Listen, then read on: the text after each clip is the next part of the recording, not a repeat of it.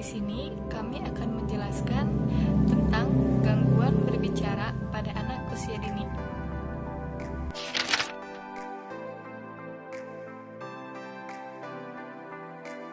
Assalamualaikum warahmatullahi wabarakatuh. Perkenalkan, nama saya Kartika Sari. Halo guys, perkenalkan nama saya Ane Haryanti dan ini teman saya. Nama saya Kamila Tusaada.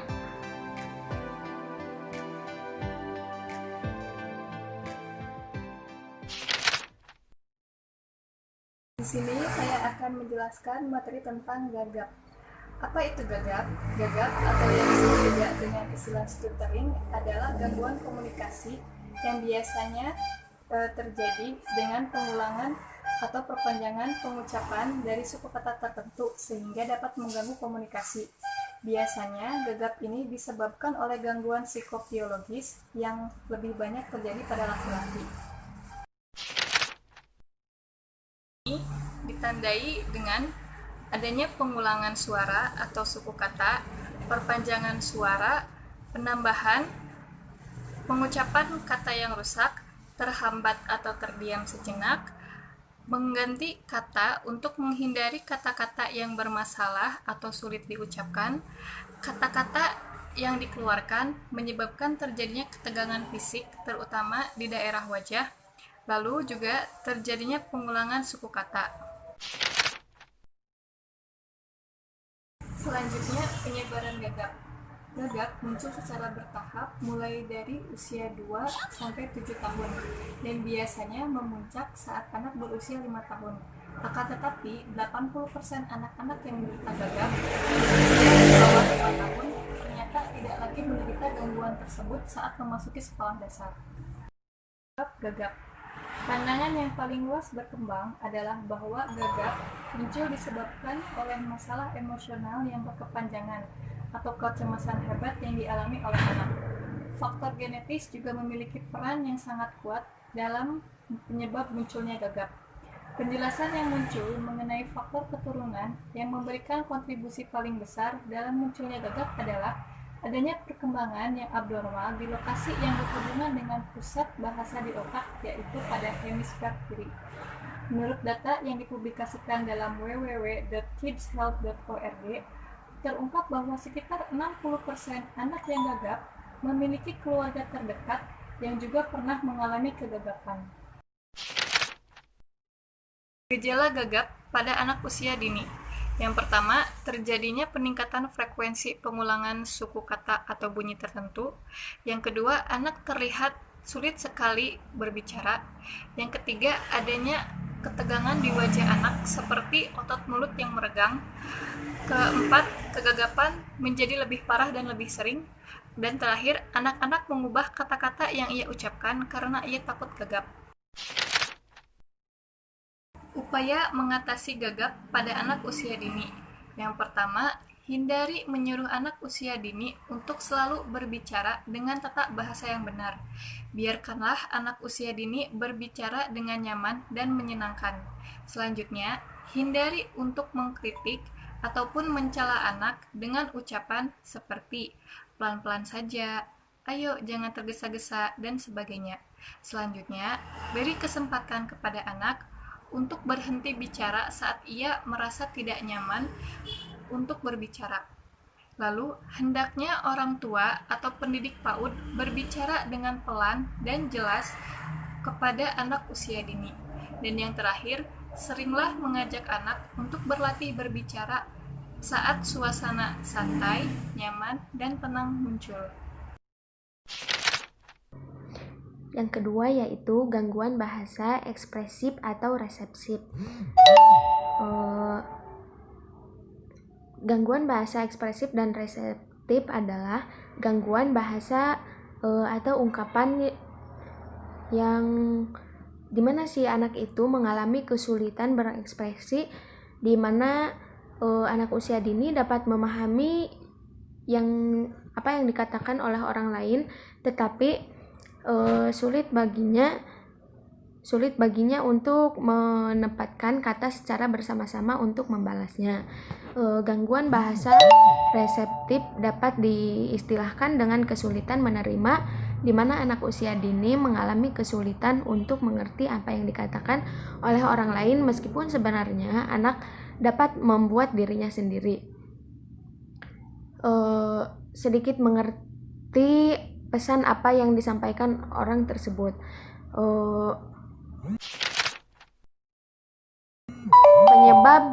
Penyebab gangguan ekspresif diantaranya ada faktor genetik, dan yang kedua faktor fungsi otak, yang ketiga infeksi telinga, dan yang keempat faktor komunikasi dan televisi. Adapun gejala-gejalanya, yang pertama adalah gejala gangguan bahasa reseptif, di mana yang pertama, anak usia dini tidak kelihatan sedang mendengarkan lawan bicaranya di saat mereka diajak bicara. Dan yang kedua adalah kurang memberikan respons maupun tanggapan saat dibacakan buku cerita. Dan yang ketiga adalah tidak mampu memahami suatu kata pun kalimat yang rumit. Yang keempat adalah tidak mampu mengikuti instruksi secara lisan dengan baik. Yang kedua, gejala gangguan bahasa ekspresif. Yang pertama, sama sekali tidak mau berbicara. Yang kedua, perbendaharaan kata yang jelas terbatas. Yang ketiga, membuat kesalahan dalam kosakata. Dan yang terakhir adalah tidak mampu untuk memulai suatu percakapan. Penanganannya yaitu penanganan anak yang memiliki gangguan bahasa reseptif dan ekspresif, yaitu dengan memulai menggali minat anak yang kemudian kemudian gunakanlah untuk mengembangkan kemampuan bahasa anak. Bisa dengan menggunakan media gambar untuk merangsang anak bicara. Selain itu juga ditambahkan dengan penggunaan komputer yang berguna sebagai media bagi anak untuk mengenal huruf dan kata sederhana. Upaya dalam menangani gangguan bahasa reseptif dan ekspresif, yang pertama adalah saat bicara dengan anak usia dini, hendaknya orang tua atau pendidik PAUD menatap matanya dan disertai dengan senyuman. Yang kedua adalah sering membacakan cerita-cerita pendek yang menarik. Yang ketiga adalah merangsang pendengaran anak usia dini dengan mengajaknya mendengarkan nyanyian dan mengajaknya untuk bernyanyi. Dan yang terakhir adalah mengenalkan berbagai suara baru yang belum diketahui oleh anak. Apraksia. Apa itu apraksia? Apraksia merupakan gangguan syaraf pada otak yang membuat anak kesulitan dalam mengkoordinasi otot yang digunakan saat berbicara. Anak dengan kondisi ini mengetahui apa yang ingin dikatakan, tetapi kesulitan untuk berbicara. Apraksia pada anak biasanya disebabkan oleh gangguan genetik dan metabolisme. Selain itu, kondisi ini juga dapat dialami jika ibu mengkonsumsi alkohol atau obat terlarang saat hamil. Apraksia biasanya baru bisa terdeteksi pada anak di bawah usia 3 tahun. Gejala yang muncul antara lain kurangnya ocehan ketika bayi, tampak kesulitan menggerakkan mulut untuk mengunyah, menghisap atau meniup, serta lebih sering menggunakan gerakan tubuh untuk berkomunikasi. Selain itu, gejala juga bisa berupa kesulitan saat mengucapkan huruf konsonan yang berada di awal dan akhir kata, dan susah mengucapkan kata yang sama untuk kedua kalinya. Disartria. Disartria adalah kondisi berupa gangguan pada proses bicara akibat gangguan pada sejumlah otot. Otot-otot ini meliputi otot lidah, bibir, pita suara, dan diafragma. Otot-otot inilah yang berperan dalam menghasilkan suara.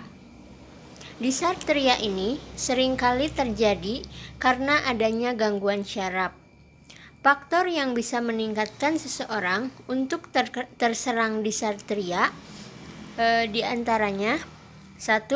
Penyakit Bell palsy, cedera kepala, tumor otak, penyakit Parkinson, penyakit autoimun pada saraf seperti multiple sclerosis, sindrom Guillain-Barré, distrofosi otot, miastenia gravis, dan penyakit lain seperti Huntington, Wilson, Parkinson, dan Lyme.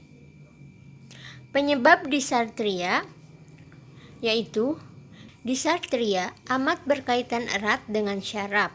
Oleh sebab itu, penyebab utama disartria diduga adalah kerusakan otak yang bisa saja terjadi saat lahir atau ketika pengidapnya dewasa.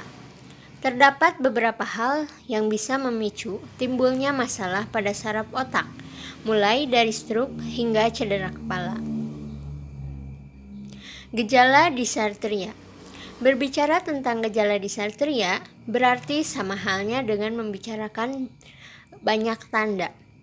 Alasannya, ketika seseorang mengidap disartria, maka akan timbul berbagai macam gejala yang bisa dialami oleh si pengidap. Misalnya, perubahan volume suara dapat hanya berupa bisikan atau malah terlalu keras. Kesulitan menggerakkan lidah atau otot-otot wajah. Kesulitan dalam menelan. Perubahan suara menjadi serak, sengau, atau legang. Nada bicara monoton atau datar tanpa intonasi. Irama berbicara yang tidak biasa. Berbicara seperti orang berkumur atau cadel. Berbicara terlalu cepat atau terlalu lambat, sehingga sulit dimengerti. Gerakan lidah atau rahang minimal saat berbicara. Gangguan spektrum autisme. Gangguan spektrum autisme adalah salah satu gangguan mental pada anak karena terjadinya kelainan otak yang dapat berdampak ke kemampuan komunikasi dan interaksi sosial. Biasanya, anak-anak yang menderita GSA akan terlihat hidup dengan dunia dan imajinasinya sendiri. Mereka tidak mampu menghubungkan emosional mereka dengan lingkungan di sekitarnya. Beberapa terapi bisa digunakan untuk membuat anak bisa lebih mengatur setiap perubahan mood yang terjadi dalam dirinya. Cerebral palsy. Cerebral palsy adalah salah satu gangguan dalam tumbuh kembang. Penyakit ini lebih dikenal dengan istilah kelumpuhan otak besar, karena cerebral palsy bisa mengganggu tumbuh kembang, termasuk menyebabkan perkembangan abnormal pada anak. Pada beberapa kasus, kondisi ini bisa dideteksi sejak anak masih kecil hingga pada usia prasekolah. Namun, banyak yang meyakini bahwa gangguan ini sudah mulai terjadi dan menyerang bahkan sebelum seorang bayi dilahirkan. Penyebab cerebral palsy. Hingga saat ini, belum diketahui dengan pasti apa penyebab utama dari penyakit ini. Namun, banyak anggapan yang menyebut bahwa salah satu pemicu kelainan ini adalah kelahiran prematur. Sebab saat bayi terlahir prematur, ada kemungkinan pembuluh darah ke otak belum berkembang sempurna. Selain itu, bayi yang baru lahir, kerusakan otak yang memicu cerebral palsy juga bisa saja terjadi pada anak usia 3-5 tahun. Ada beberapa gejala yang sering muncul sebagai tanda dari penyakit ini, seperti tangan dan kaki yang mulai kehilangan fungsi dan menyebabkan organ ini tidak bekerja secara maksimal. Sementara pada bayi, biasanya akan mengalami keterlambatan perkembangan tubuh. seperti belum bisa berdiri dan duduk tegak meski sudah berusia lebih dari 1 tahun. Hal ini juga bisa terjadi karena otot pada tubuh yang tumbuh dengan tidak normal, seiring atau sering kejang dan sulit berkomunikasi juga bisa menjadi gejala lain dari penyakit ini.